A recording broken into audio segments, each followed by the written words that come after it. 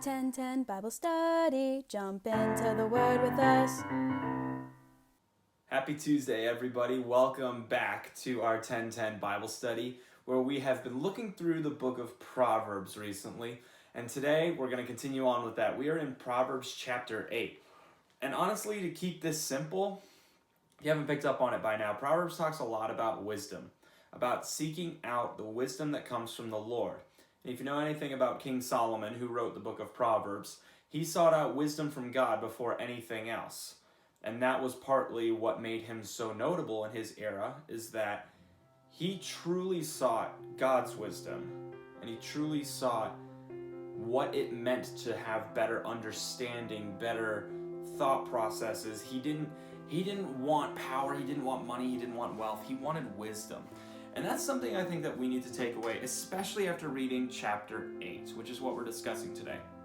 Chapter 8 in the NLT is written as if wisdom is imploring you to choose it, to listen to it, to not go to the folly, foolish, whatever it may be, stuff of this world, but rather to cling to wisdom. And there are even verses in here where it talks about how the gifts that wisdom offers in verse 19 are better than gold, even the purest gold.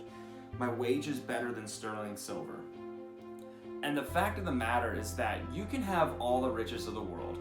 You can have the nicest house, the newest games, the best car, the newest pair of shoes, whatever might be your thing. I'm not quite sure what your thing is, but for me, I really enjoy shoes. I've got a small shoe collection, and that doesn't even come close to wisdom. Wisdom is what tells me, hey, you've got a wedding to save up for, don't spend money on shoes. Foolishness or folly is what tells me, dude, you can afford those shoes right now, go for it.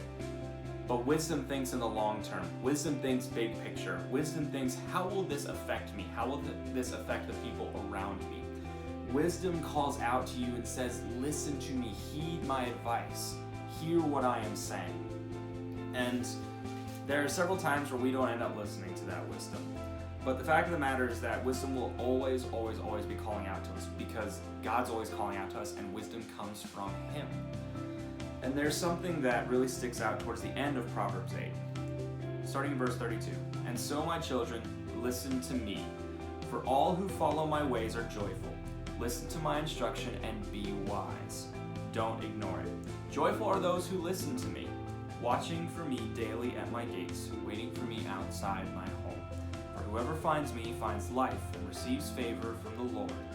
But those who miss me injure themselves. All who hate me love death. Those are some pretty heavy words, but the fact of the matter remains true. Wisdom is the pinnacle of anything that your brain, your heart could hope for. Wisdom is what keeps you from doing sin. Wisdom is what keeps you from thinking about sin. Wisdom is what keeps you from being selfish. Any one of a number of things. It starts with wisdom. So take wisdom with you as you read the remainder of Proverbs. Keep in mind that theme of wisdom, and we will see you guys tomorrow for our next video. 10:10 Bible Study. Jump into the Word with us.